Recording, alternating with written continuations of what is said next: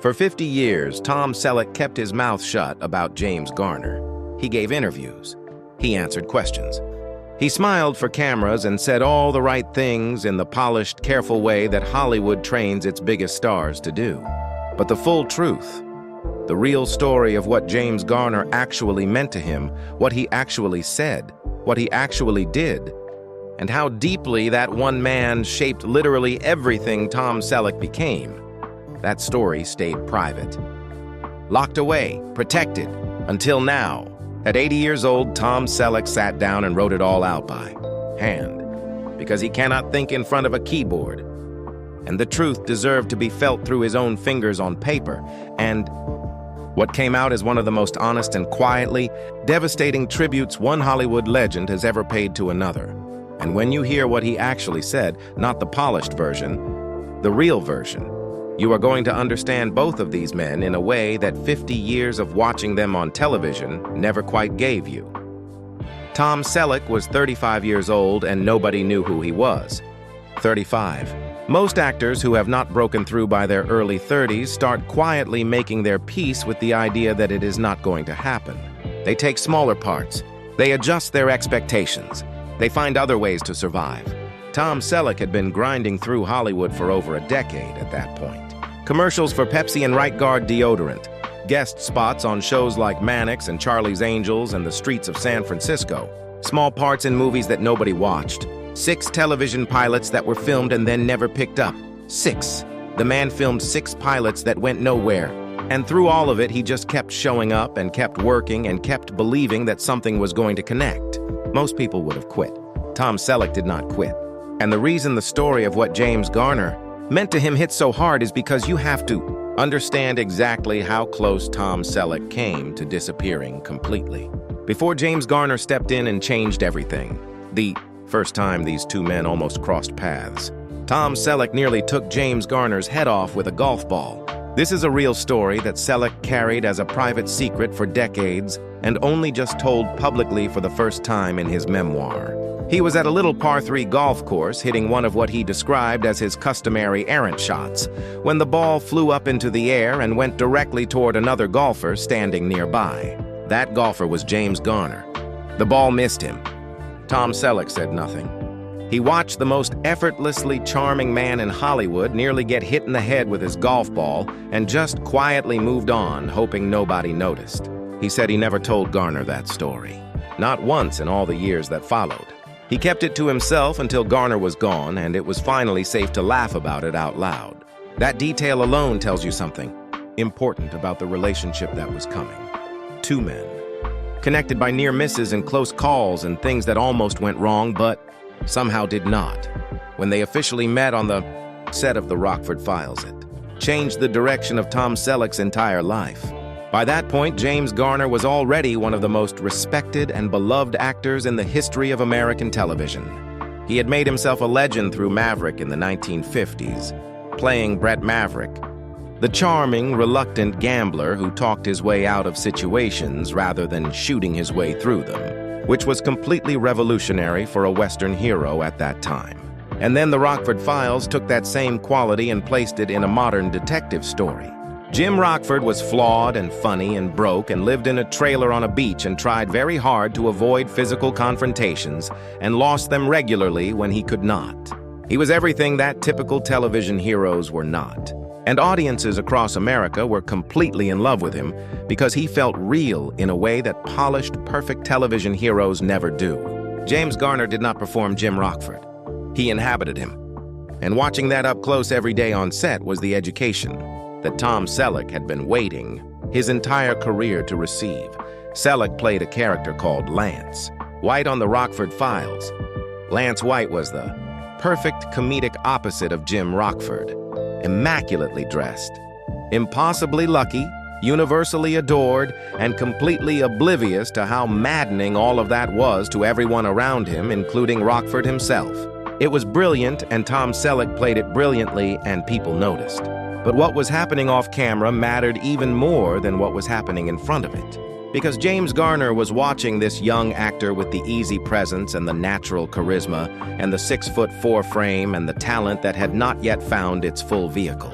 And in the quiet, thoughtful way that defined everything about him, James Garner started talking to him. Not lecturing, not mentoring in any formal sense, because Garner would have been deeply uncomfortable with that word and that role.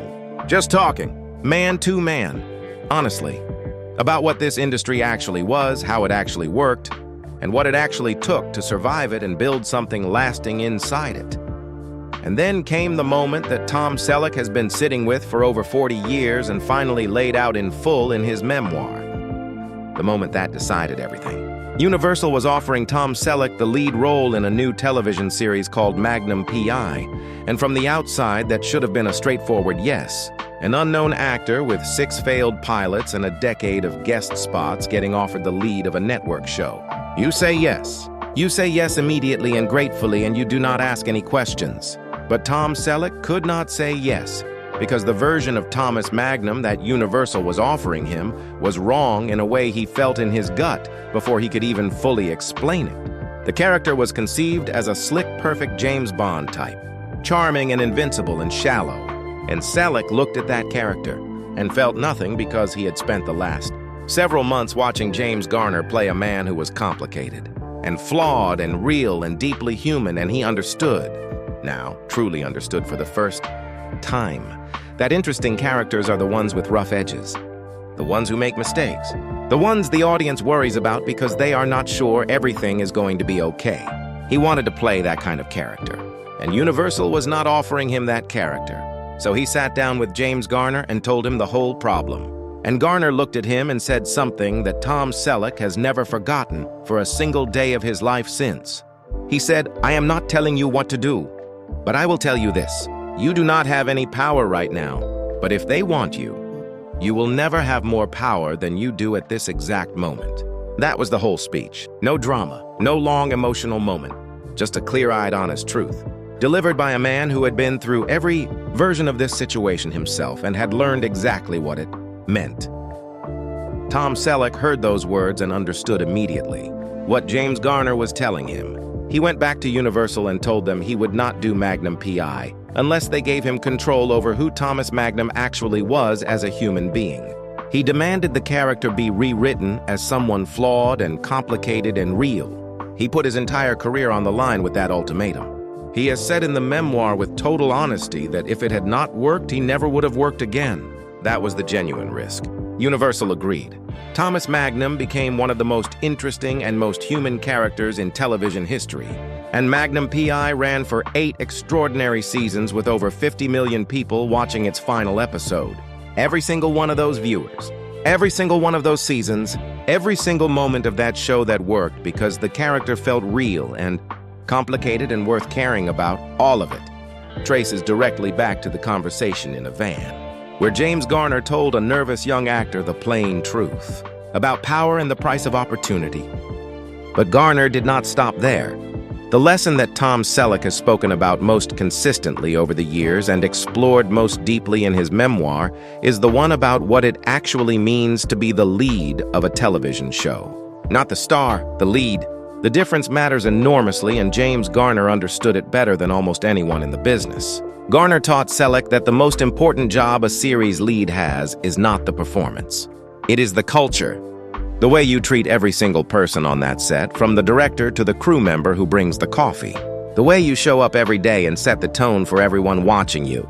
The way you make the people around you feel safe and valued and like they are part of something worth being part of. Garner had built that culture on the Rockford Files, and Selleck watched it and absorbed every detail of it. He wrote in his memoir that there was no school for that kind of leadership, but that he had James Garner as his teacher. He remembered every set he had ever worked on where the atmosphere was cold and tense, and people were walking on eggshells, and he promised himself that if he ever had his own show, that was never going to happen. And it did not happen. The cast and crew of Magnum P.I. have spoken for decades about what an extraordinary environment that show was. And the cast and crew of Blue Blood said exactly the same thing for 14 seasons.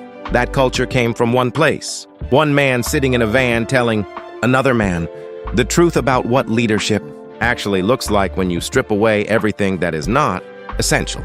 Then there is the Indiana Jones story that cannot be told without understanding what James Garner had already given Tom Selleck by the time it happened. Before Magnum P.I. went on the air, Steven Spielberg and George Lucas were casting Raiders of the Lost Ark. They wanted Tom Selleck to play Indiana Jones. He met with Spielberg. It went brilliantly. The part was essentially his. And then CBS exercised their contract rights and refused to let him out of Magnum P.I. to make the film. The role went to Harrison Ford and became one of the most iconic characters in the history of cinema. Tom Selleck missed Indiana Jones because of a scheduling conflict. And the reason he was able to move forward from that without bitterness and without falling apart is the same reason he was able to demand the rewrite of Thomas Magnum without collapsing when they pushed back. James Garner had already taught him that risk is the price you pay for opportunity. You cannot control every outcome. You cannot win every negotiation.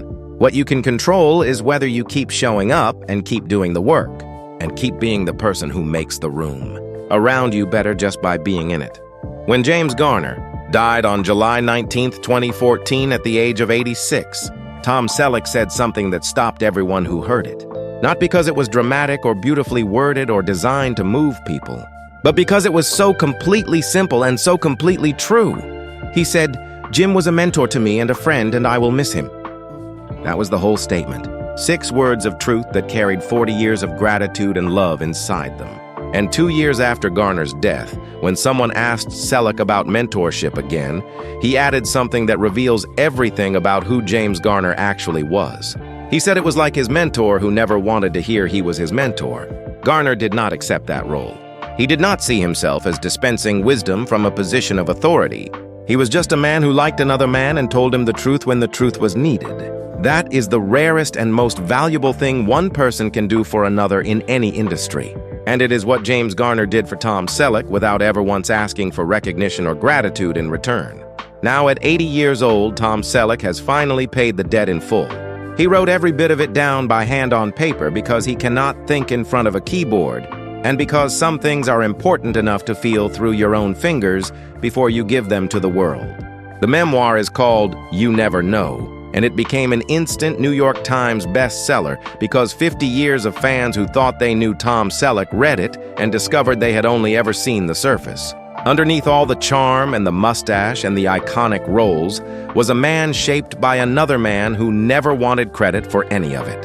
A man who sat in a van and said 7 honest words that changed everything.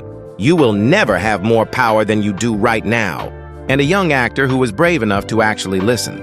That is the truth Tom Selleck finally told at 80, and it was worth every year of waiting. Drop your thoughts in the comments right now. Hit the like button if this story hit you somewhere real. Subscribe so you never miss a video like this one.